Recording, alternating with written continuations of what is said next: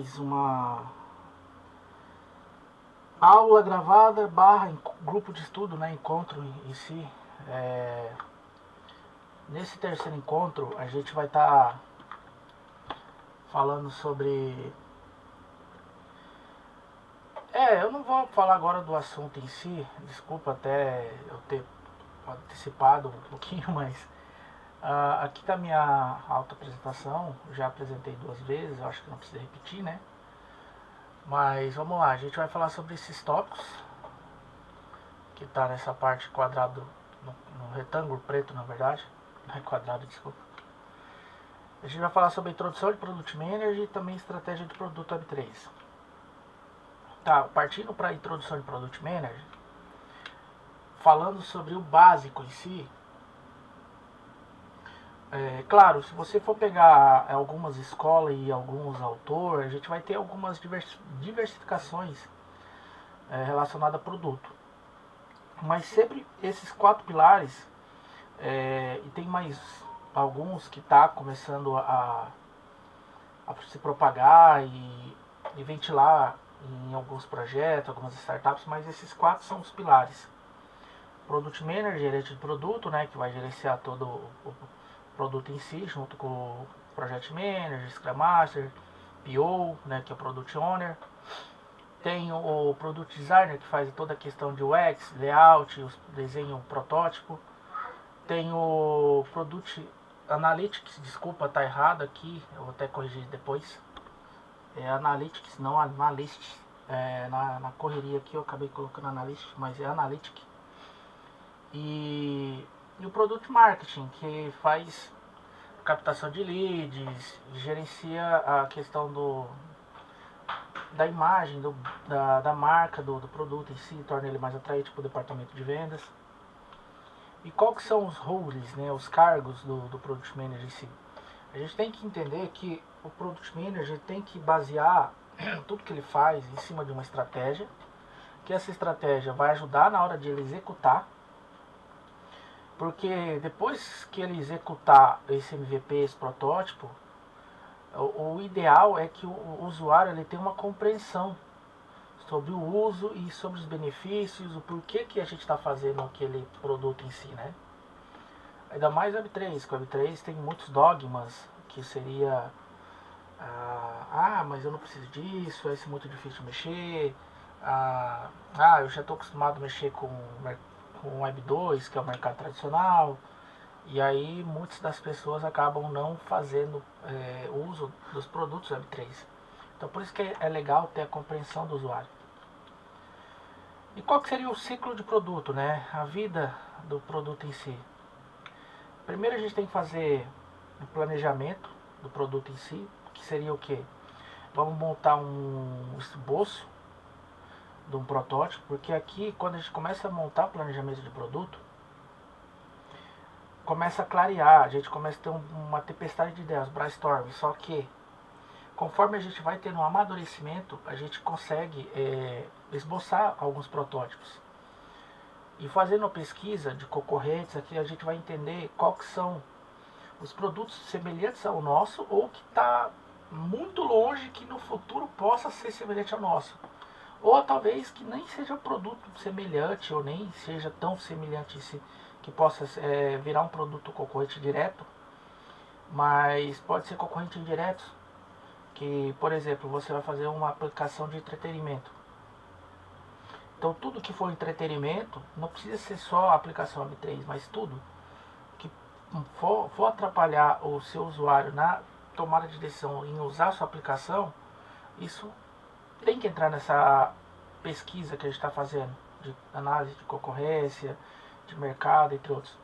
Depois da fase da pesquisa, a gente vai mensurar a pesquisa, que é o quê? Entender e começar a trabalhar com o que a gente pesquisou e começa a montar um planejamento mais preciso agora. Porque tendo essa base de documentação, a gente começa a montar as estratégias em si. E aí a gente parte para na fase final ali, na 4ª fase, para o desenvolvimento do produto, que agora a gente vai começar a fazer um MVP alfa ali, passar para algumas pessoas próximas, testar, ver o que acha. E aí depois a gente vai abrindo os testes, fase beta, 1, 2, 3, porque aí conforme você vai avançando, você tem que atrair novas pessoas para fazer a validação do seu MVP, né?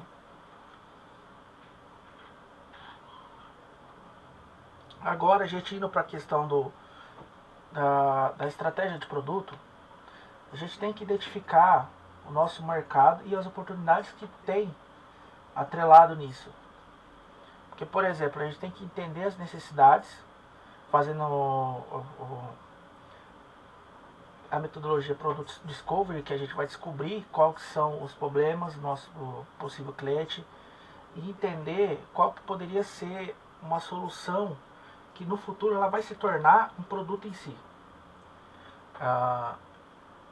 Pensando nesse aspecto de a gente tem uma solução que possivelmente possa virar um produto, a gente tem que olhar o cenário competitivo que eu estava falando atrás. Só que agora a gente começa a ser mais preciso, porque agora a gente está fazendo a pesquisa de mercado fazendo em cima da metodologia de discovery. Antes a gente estava fazendo de forma livre. Livre que eu digo é no sentido de a gente começar a fazer pesquisas iniciais. Agora não, aqui a gente começa a se aprofundar na pesquisa. Porque agora a gente vai entender se a necessidade do produto que a gente está pensando em ser um antídoto dos problemas dos nossos usuários, se esse mercado ele tem aderência, que aí vem o tal do Tansanson, que a gente vai entender o tamanho do mercado, tanto nacional, regional, que a gente pode atingir. E aí parte para avaliação de oportunidade, que a gente pode fazer canais SWOT e outras metodologias complementando o produto Discovery para a gente compreender as oportunidades de mercado. A gente entendendo e fazendo uma avaliação do market share, que a fatia de mercado que a gente consegue atender o nosso produto, a gente não, uma ilusão que todo empreendedor e quem está desenvolvendo produto começa a construir é que eu vou atender todo mundo literal, sabe? Todos os usuários que têm esse problema. E não é que você não consiga atender, talvez o custo operacional não seja atrativo. Então por isso que é legal você entender e avaliar as oportunidades para qual que seria o segmento mais específico que você consegue atender e que você consegue não só atender, mas dando uma amplitude maior, solucionar aquela dor que a gente estava falando agora lá no começo da parte de necessidade. A gente sabe que o nosso usuário tem um problema, mas entendendo todo o fluxograma e organograma ali, tudo do nosso ecossistema. Por que eu digo ecossistema? A gente entende todo o nosso mercado, avaliando forças, oportunidades, fraqueza, que aí vem mais do SWOT, né? E tem mais outro do SWOT que eu esqueci, mas que seja, são 4 elementos. A gente entendendo essa questão de avaliação de oportunidade e compreender, a gente precisa entender como que a gente vai penetrar esse mercado, que até então a gente só está estudando e a gente não está inserido. Conforme a gente for entrando nesse mercado, a gente vai se esbarrar com algumas coisas que podem sim ser barreiras e outras oportunidades. Finalizando a minha fala nesse slide em si. Porque essa parte de avaliação de oportunidade, a gente tem que levar muito a sério e com uma acessibilidade maior. Que seria o quê? Pesquisar, confrontar dados, embasar, porque isso aqui é um dos pilares principais do nosso produto dar certo. Pensando nessa questão do Discovery, aqui o Discovery é até essa parte aqui, ó.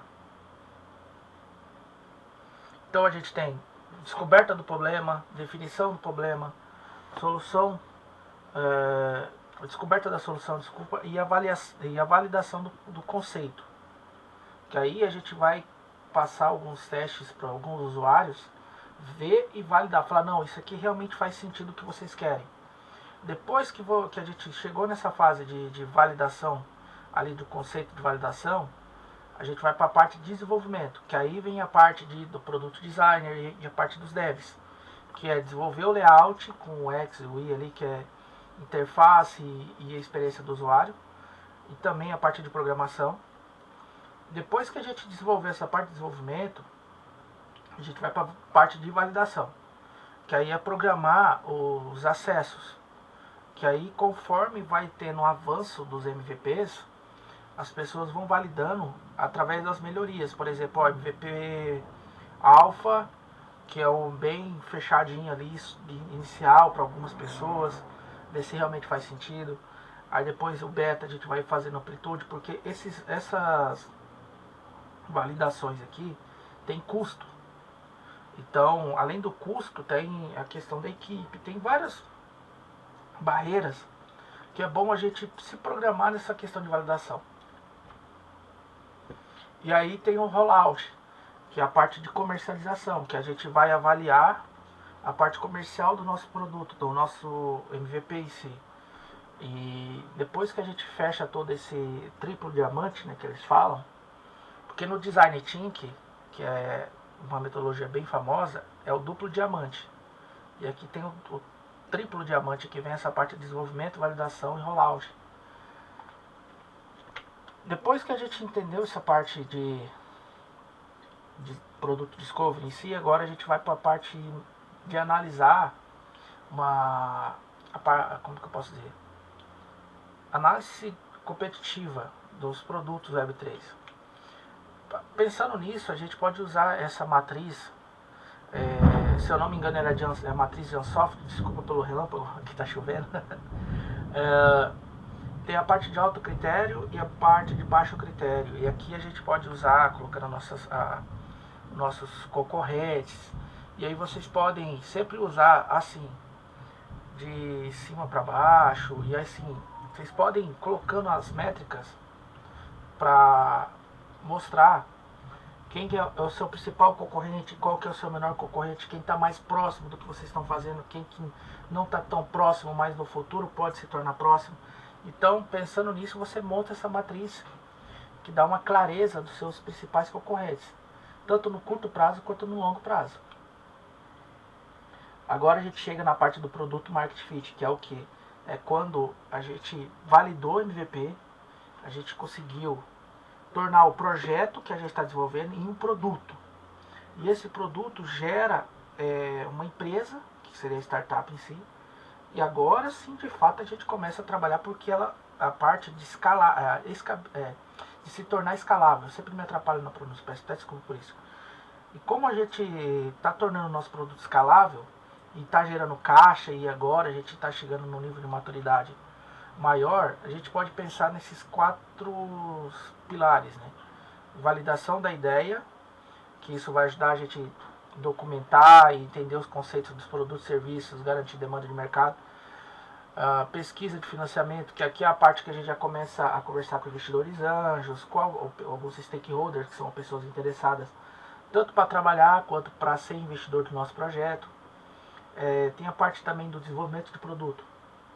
Aqui a gente vai criar a gente vai desenvolver a parte de programação, a parte de layout, a parte de experiência do usuário, interface.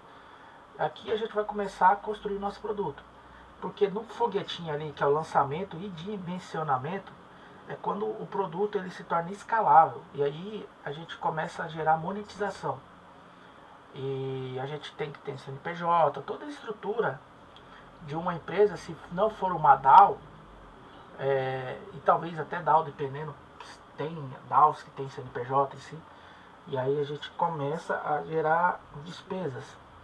E algumas dessas despesas podem ser tributação dependendo do vínculo que estiver sendo aplicado no produto em si, né, do projeto como um todo, na sua startup. Partindo para a área de aquisição e retenção de usuário, a gente tem algumas estratégias que é legal. Eu posso até falar por mim na época da FitCash. Eu sempre colocava 3 objetivos. O objetivo 1, ele tem que ser agora, hoje.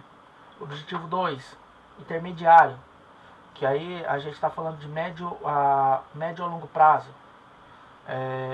porque o objetivo 1 é curto prazo, aqui é de médio a longo prazo, e aqui o objetivo 3 de longo prazo, por exemplo, daqui 2 anos, 3 anos, no médio a longo prazo, daqui 1 ano, e o hoje seria para o mês que vem, para essa semana, para as sprints que estão agora próximas, sabe?